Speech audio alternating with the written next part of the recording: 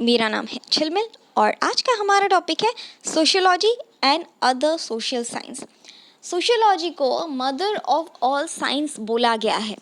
तो सोशियोलॉजी का बाकी के साइंस के साथ यानी कि पॉलिटिकल साइंस हो, इकोनॉमिक्स हो, हिस्ट्री हो, एंथ्रोपोलॉजी हो, इन सारे साइंस के साथ सोशियोलॉजी किस तरह का रिलेशनशिप शेयर करता है, यानी इनके और सोशियोलॉजी के बीच में किस तरह की सिमिलैरिटीज़ है एंड डिफरेंसेस है बेसिकली, वो आज की वीडियो में हम डिटेल में डिस्कस करेंगे। ये वीडियो थोड़ी सी लंबी है, इसीलिए हमने इस वीडियो को 2 पार्ट्स में डिवाइड किया है। आज हम इसका पार्ट 1 पढ़ेंगे और नेक्स्ट वीडियो में हम इसका पार्ट 2 पढ़ेंगे। जब मेंस का आंसर राइटिंग लिखना होगा तो ज़रूरी नहीं है कि आपको सारे पॉइंट्स जो है कवर करने हैं। आपको ऐसा आ सकता है कि right a short note on the relationship between sociology with economics और सोशियोलॉजी विथ पॉलिटिकल साइंस। तो इस तरह से आप उठा सकते हो। तो मैंने सारा कुछ जो है कॉम्प्रिहेंसिवली यहाँ पे 2 वीडियोज़ में ही डाल दिया है, तो इतना आपको करने की ज़रूरत नहीं है। जस्ट अ सेक।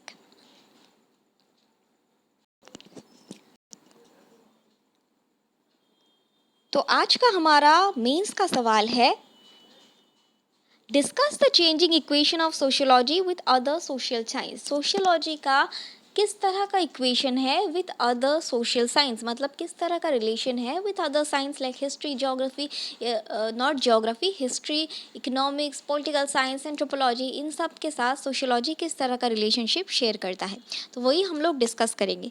तो इंट्रोडक्टरी पार्ट में हम लोग सोशियोलॉजी की थोड़ी सी तारीफ लिखेंगे मतलब सोशियोलॉजी के बारे में थोड़ा सा लिखेंगे। Sociology is a science of society. As a social science, it attempts to study social life as a whole. तो सोशियोलॉजी बेसिकली सोसाइटी का साइंस है। सोसाइटी किस तरह से एक दूसरे से इंटरैक्ट करती है, या फिर एक तरह सोसाइटी दूसरी सोसाइटी से किस तरह से इंटरैक्ट करते हैं, एक डेफिनाइज सोसाइटी में डिफरेंट टाइप्स ऑफ इंडिविजुअल किस तरह से रिलेशनशिप में रहते हैं, इंटरैक्ट करते हैं, दैट इज़ बेसिकली सोसाइटी या sociology. As a social science, it attempts to study social life as a whole.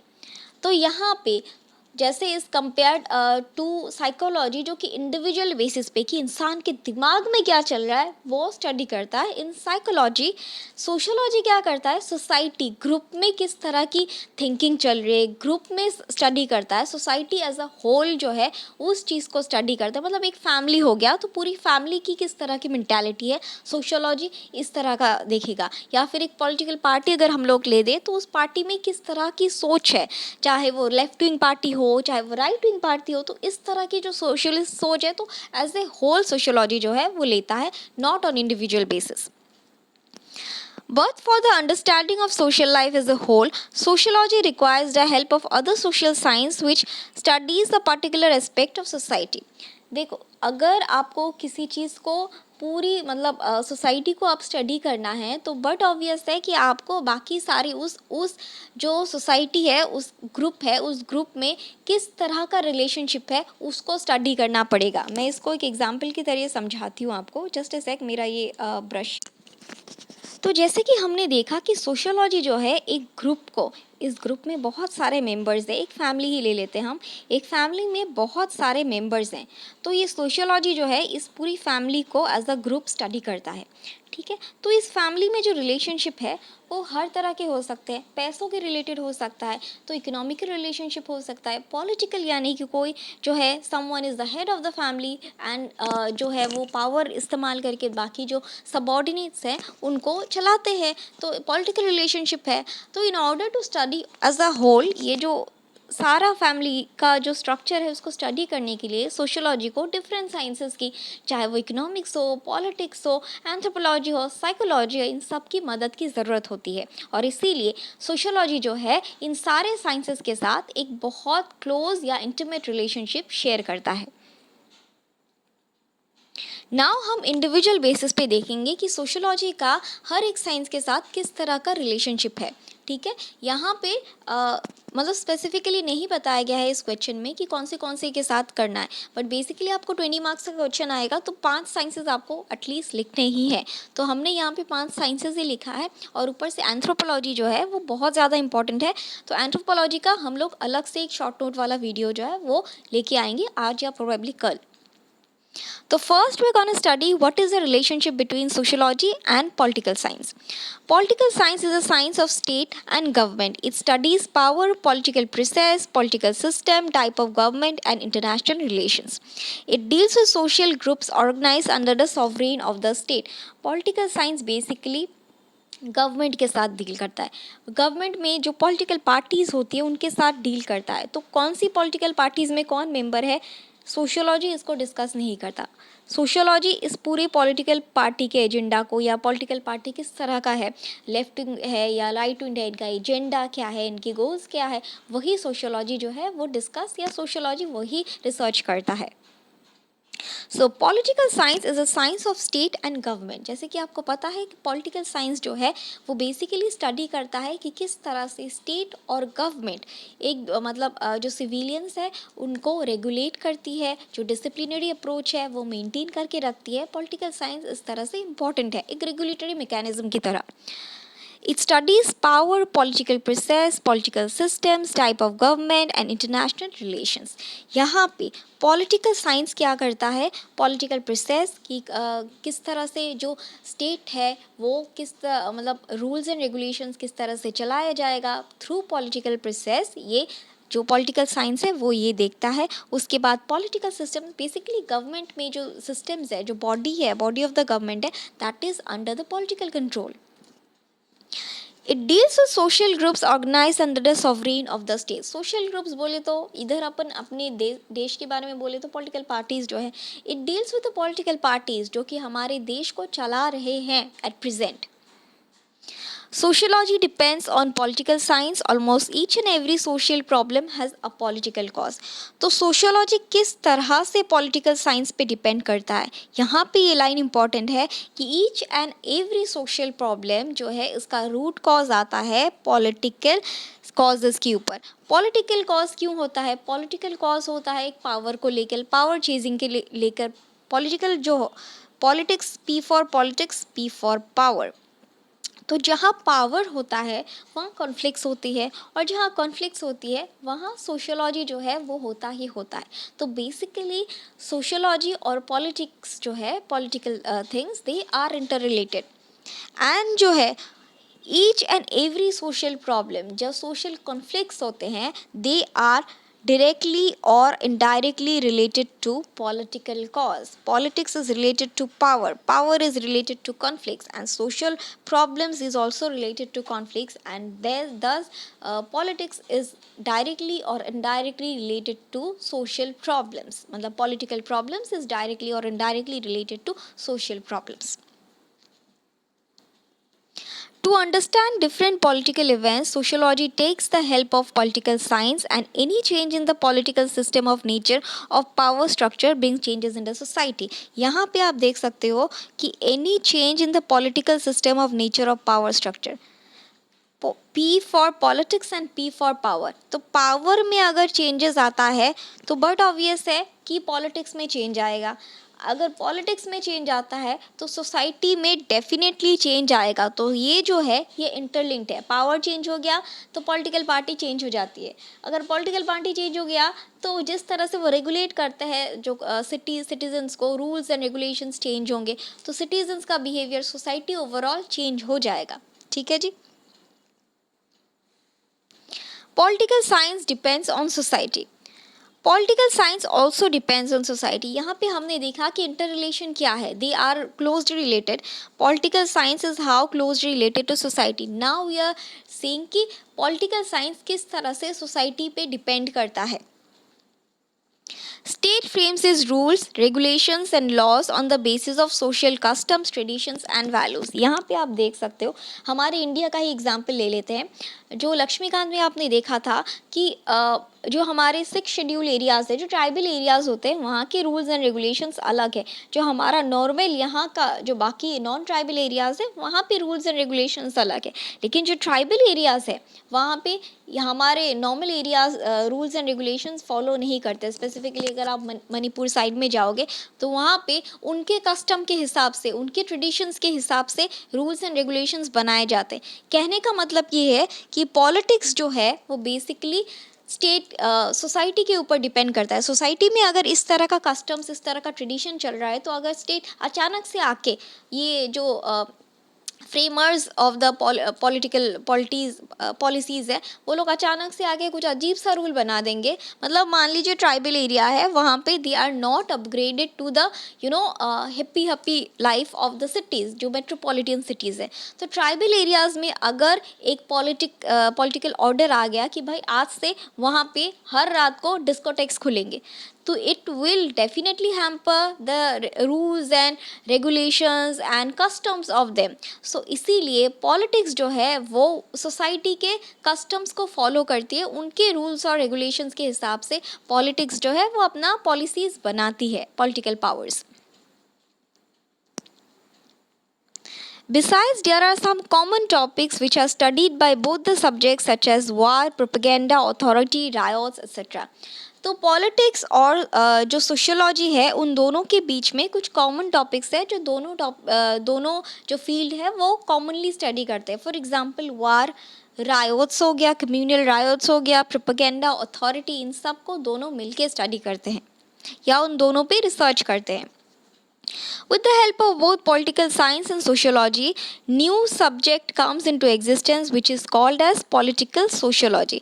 तो political science और sociology जब मिल के रिसर्च करते हैं या दोनों जब मिल जाते हैं, political science plus sociology एक नया साइंस को जन्म देती है, that is political sociology। तो लाइंस बनाना बहुत आसान है। पहले आपको लिखना है कि दोनों रिलेटेड हैं, पॉलिटिकल साइंस और सोशियोलॉजी किस तरह से एक दूसरे पे डिपेंडेंट है, किस तरह से पॉलिटिक्स जो है वो रूल्स बनाने के लिए सोसाइटी या कल्चर या नॉर्म्स पे डिपेंडेंट होती है, सोसाइटी पे डिपेंड होती है, दोनों के कॉमन एजेंडाज क्या होते हैं और पॉलिटिक्स और सोसाइटी मिलके क्या कौन सा नया फील्ड जो है वो बनाती है, दैट इज़ पॉलिटिकल सोशियोलॉजी।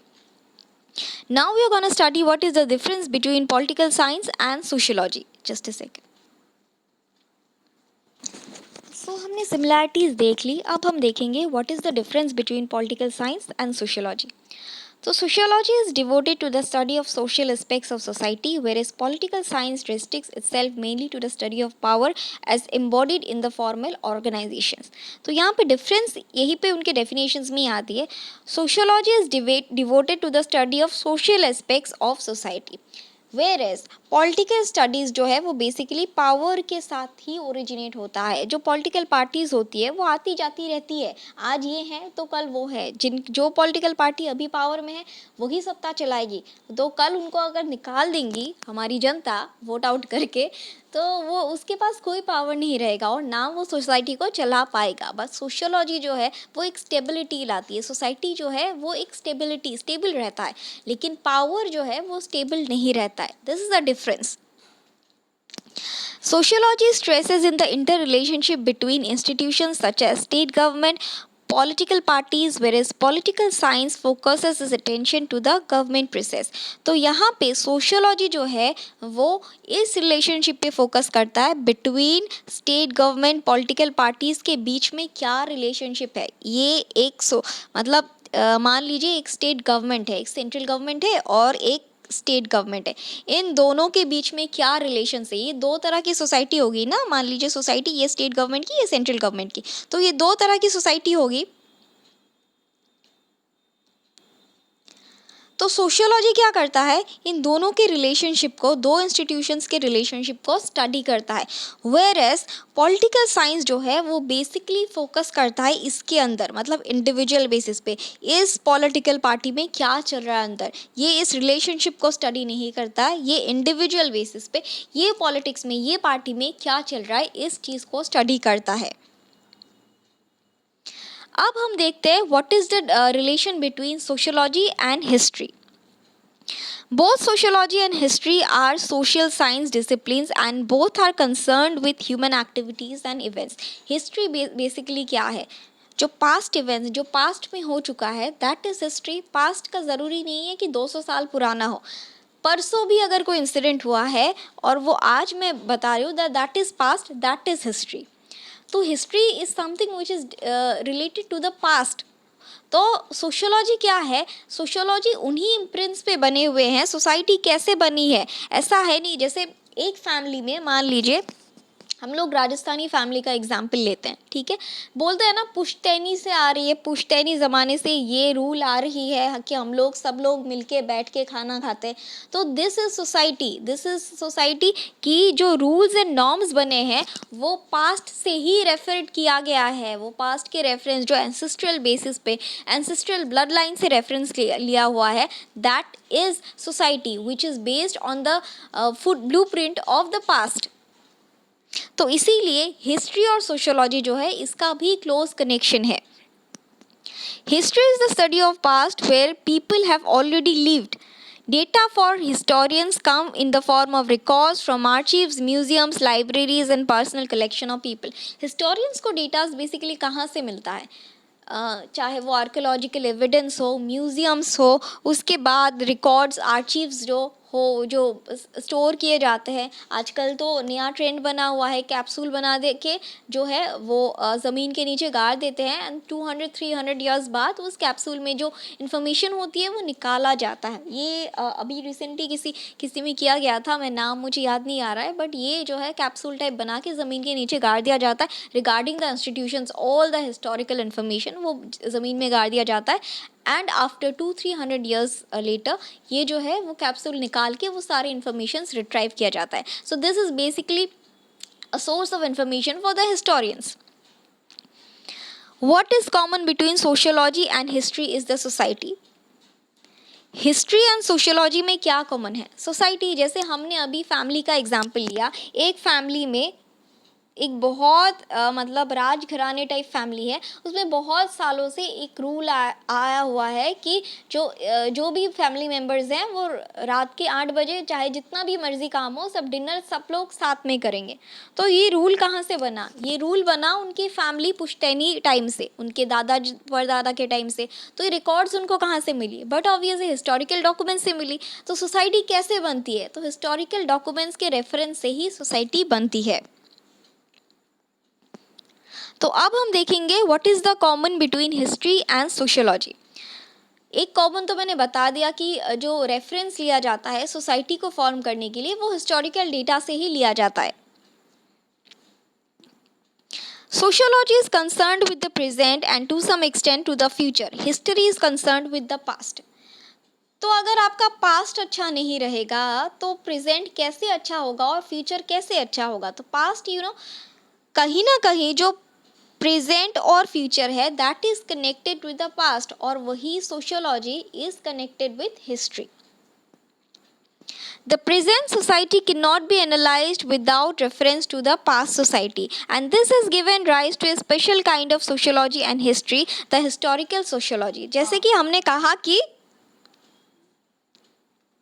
तो जैसे हमने देखा था पिछले वाले पॉलिटिकल साइंस के साथ कि जब पॉलिटिकल साइंस और सोशियोलॉजी मिलती है तो एक नए साइंस की ब्रांच को जन्म देती है, दैट इज़ पॉलिटिकल सोशियोलॉजी। ठीक उसी तरह से जब हिस्ट्री और सोशियोलॉजी मतलब मिल जाती है तो एक नए साइंस को जन्म देती है, दैट इज़ हिस्टोरिकल सोशियोलॉजी। ये भी ईजी है, आप डिफरेंस क्या है, कॉमन क्या है, ये आप लिख सकते हो आसानी से कि जो सोसाइटी है वो it deals with the present and the future. और प्रेजेंट और फ्यूचर के बारे में आपको रेफरेंस डेटा अगर चाहिए तो आपको कहाँ से मिलेगा? डेटा पास्ट से मिलेगा। तो पास्ट क्या है? पास्ट हिस्ट्री है। तो हो गया ना हिस्ट्री और सोशियोलॉजी कनेक्टेड। बहुत ईजी है, बहुत इंटरेस्टिंग है। और हिस्ट्री और सोशियोलॉजी का जो ब्रांच है अगर उसको जॉइंटली स्टडी किया जाए that is called as historical sociology. अब हम बात करते हैं डिफरेंस है। डिफरेंस भी आपको उसी में मिलता है। देखिए मतलब हिस्ट्री क्या है? हिस्ट्री डील करता है पास्ट के साथ। देखिए पहले के ज़माने में क्या था, मेरी दादी के ज़माने में एक ब्रेड की कीमत थी 2 रुपये, आज के ज़माने में एक ब्रेड की कीमत है 10 रुपये। तो this is one of the difference कि जो पास्ट है उसमें उसकी कंपैरिजन अभी जो है वो काफ़ी ज़्यादा चेंजेस आ गए, काफ़ी ज़्यादा मॉडर्नाइज या काफ़ी ज़्यादा अपग्रेडेड हुए। जैसे कि आप देख सकते हो पास्ट में ये गाड़ी थी, आज ये गाड़ी है। The essential difference between history and sociology is that the former is concerned with the past and the latter is mainly concerned with the present day societies। ये कोई भी बना सकता है, लिख सकता है, ऐसी बहुत ईजी है ये। The other significant difference is that the historians interest themselves in a particular character or events over a period of time, whereas the sociologist is interested in the regular and recurrent social phenomena. इसको भी मैं example की तरह समझाती हूँ. Modern history तो आप सभी ने पढ़ा होगा, ठीक है. मॉडर्न हिस्ट्री में जो मराठा वाला चैप्टर था, ठीक है, जो मराठा वाला चैप्टर था या माइसोर एडवेंट ऑफ यूरोपियंस जो का जो चैप्टर था, जो फर्स्ट या सेकेंड चैप्टर, फर्स्ट चैप्टर था, नहीं सेकेंड चैप्टर था, जो एडवेंट ऑफ यूरोपियंस के बाद वाला जो चैप्टर था, उसमें जो माइसोर कॉन्क्वेस्ट ऑफ ब्रिटिश जो था, उसमें टीपू सुल्तान हैदर अली के बारे में बहुत लिखा हुआ है, ठीक है. तो यहाँ पे हिस्ट्री क्या करता है, इंडिविजुअल बेसिस पे बताता है कि माइसोर के जो रूलर्स थे वो टीपू सुल्तान और हैदर अली किस तरह से घोड़सवार के बेटे थे, लेकिन उन्होंने किस तरह से अपनी जो है कुशलता से ब्रिटिशर्स को हराया, ब्रिटिशर्स के साथ ट्रीटी संधि जो है वो साइन किया.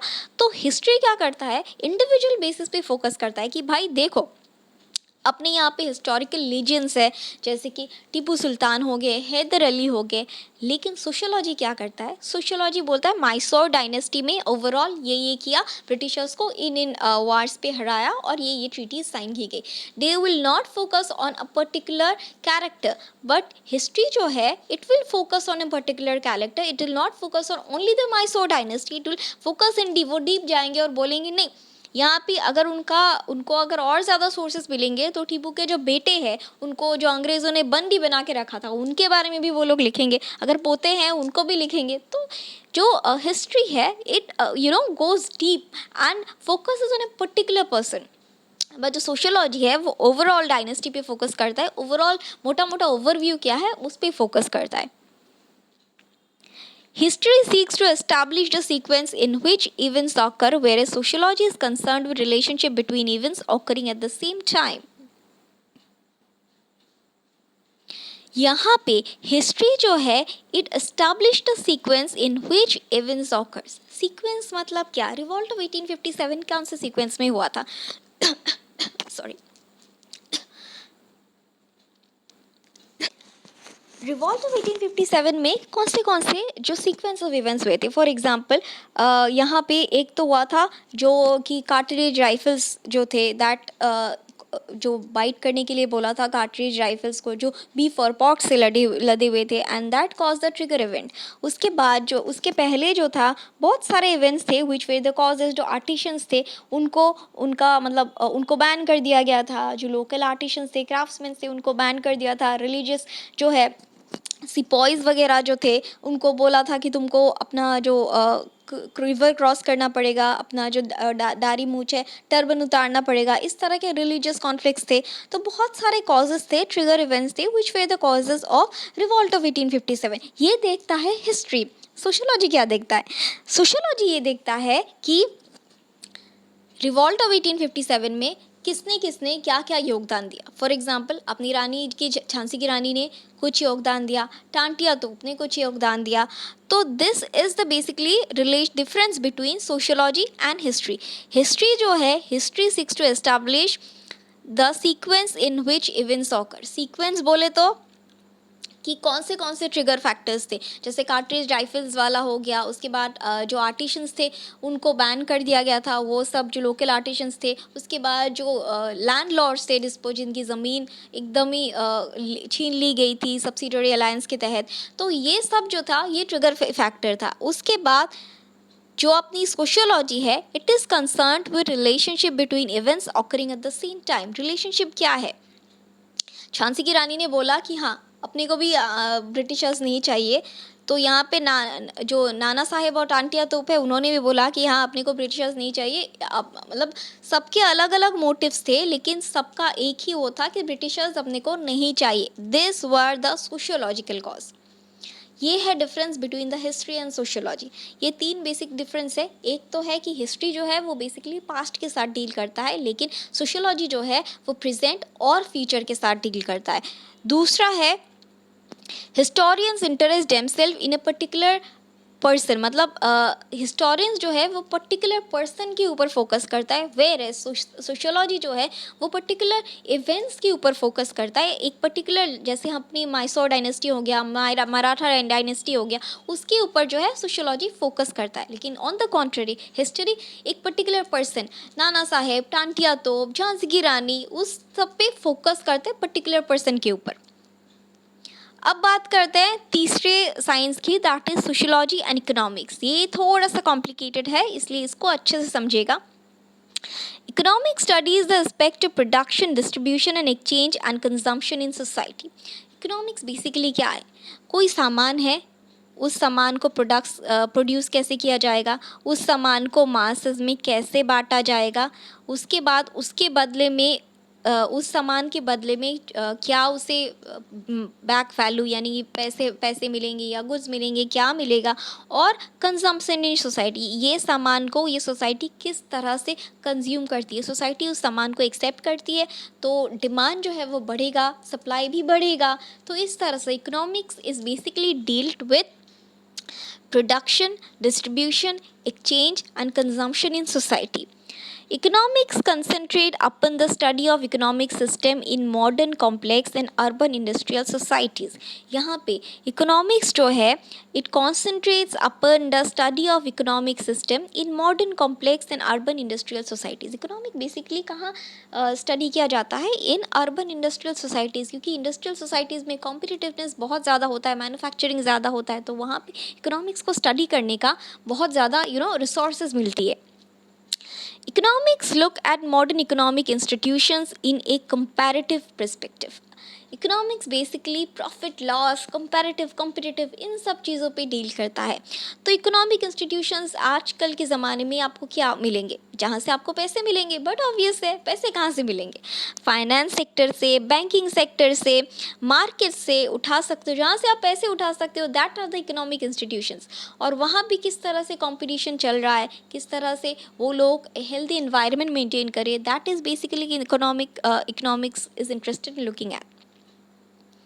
कोई बैंक इंटरेस्ट रेट 5% पे दे रहा है तो उसको कॉम्पीट करने के लिए दूसरा वाला बैंक बोलेगा नहीं, अपन तो 4% में देंगे। तो इस तरह से जो इकोनॉमिक इन्वायरमेंट है उसमें कॉम्पिटिटिवनेस होता रहता है और मज़ा भी आता है। Although it recognizes the role of social factors such as kinship, religious values in influencing economic behavior, but it considers them as essentially irrational when it tends to slow the economy. यहाँ पे मैं एक example के तरीके समझाती हूँ आपको।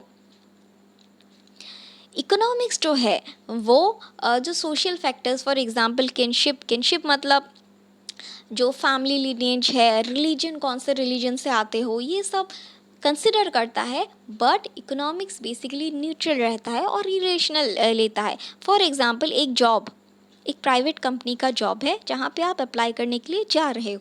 अगर आप बोलोगे कि भाई मैं ब्राह्मण कास्ट का हूँ, मेरे को जॉब दे दो, लेकिन आप 12th फेल हो, आपको कुछ नहीं आता तो आपको क्या लगता है कि एम्प्लॉय जॉब देगा आपको? उसको प्रॉफिट होगी अगर आपको आपका ब्राह्मण कास्ट का सर्टिफिकेट दिखा के देख के?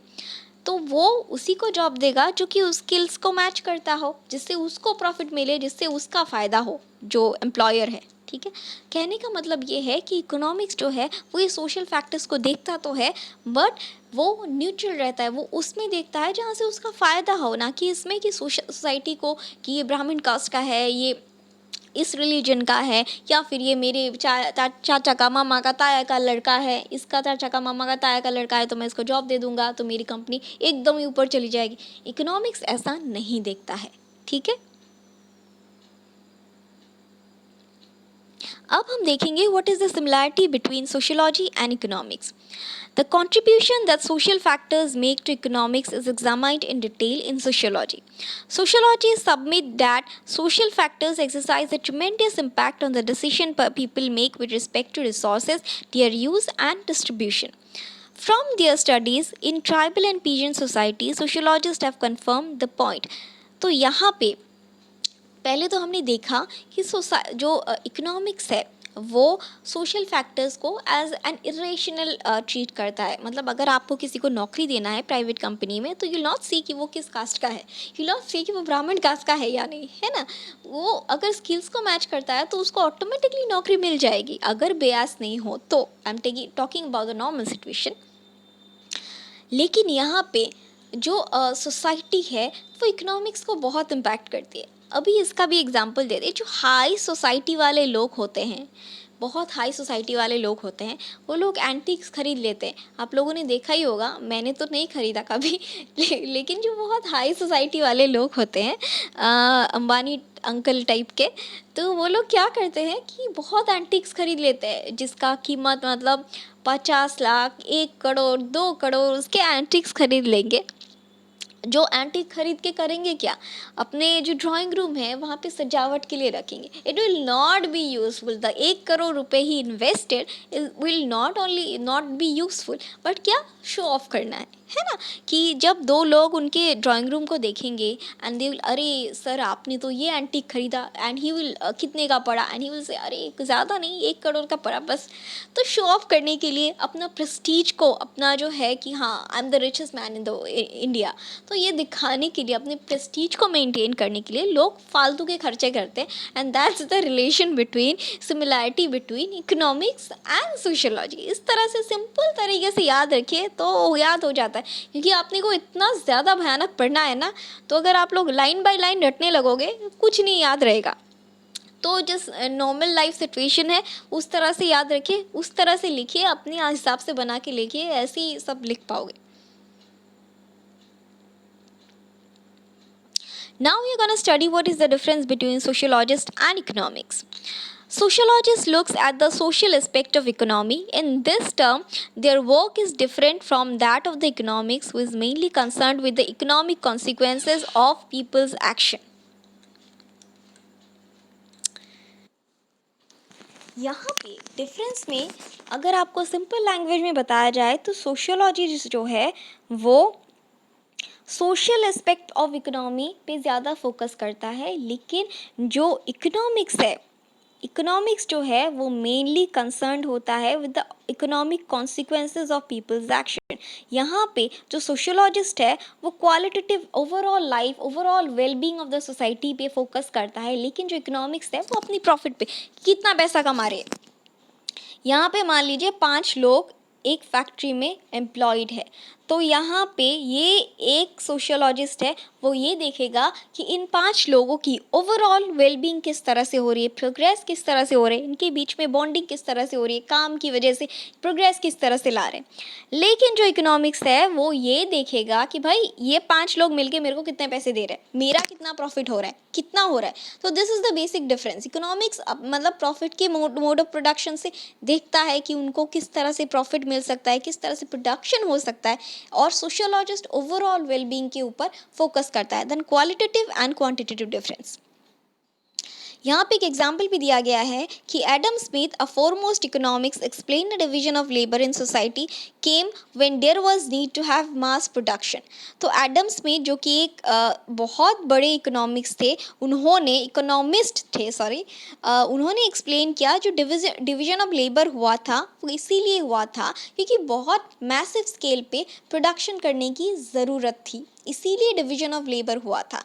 ऑन द कॉन्ट्रेरी, अपने जो सोशियोलॉजिस्ट हैं एमिली डर्कहम, उन्होंने डिवीजन ऑफ लेबर के ऊपर उनका एक अलग सा पूरा उन्होंने बुक ही लिखा था, टॉपिक ही लिखा था। वो हम लोग जब सोशियोलॉजिकल थिंकर्स वाले टॉपिक्स पे पढ़ेंगे वो उसमें हम डिटेल में पढ़ेंगे। अभी बस ब्रीफ जान लीजिए कि एमिली डर्कहम ने डिवीजन ऑफ लेबर पे उन्होंने अपना अलग ही पॉइंट ऑफ व्यू रखा था।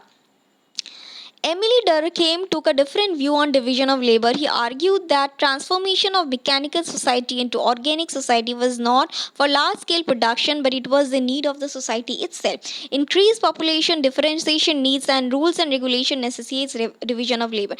यहाँ पे population इतना भयानक तरीके से बढ़ गया था कि उनको एक जगह पे कंट्रोल करना मुश्किल हो गया था, इसीलिए ज़रूरी आ गई थी कि उनको बांट दिया जाए as per their skills, as per their standards, और इसीलिए डिवीजन ऑफ लेबर जो है वो आया था, ना कि इसलिए कि प्रोडक्शन को और मैसिव स्केल पे बनाया जाए, ऐसा एमिली डर्कहेम का कहना है।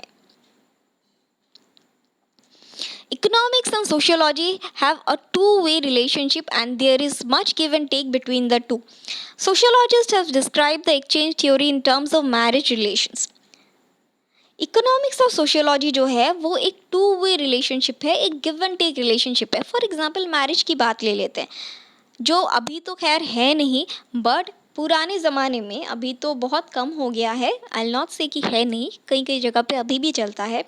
क्या होता था कि अगर लड़का पैदा होता था तो जब लड़की की शादी होने वाली होती थी अराउंड 27-20 ईयर्स, तो वो होता था हमने लड़का पैदा किया है, तो उनके हिसाब से लड़की देखा जाता था एंड लड़की वालों से पूछा जाता था कि आप लोग कितना देंगे. आप लोगों ने शादी में ज़रूर आना मूवी तो देखा ही होगा, उसमें बोला था कि 25 लाख लेंगे, आई थिंक 25 लाख, हाँ 25 लाख. हमारे लड़के ने गवर्नमेंट जॉब किया है, सो अगर आपको शादी करनी है हमारी लड़के से तो you will have to give us a dowry of 25 lakhs. Okay, तो लड़के के जॉब के हिसाब से, लड़की के कास्ट के हिसाब से उसकी बोली लगाई जाती थी एक तरीके से, जो कि डाउरी था, और लड़की वाले उसे दे भी देते थे अलॉन्ग विद द गर्ल, जो कि आई थिंक जो कि एक क्राइम है. I really do not support dowry and जो इसको करते हैं मुझे तो लगता है पुलिस में कंप्लेन कर देना चाहिए, मैं तो कर दूंगी.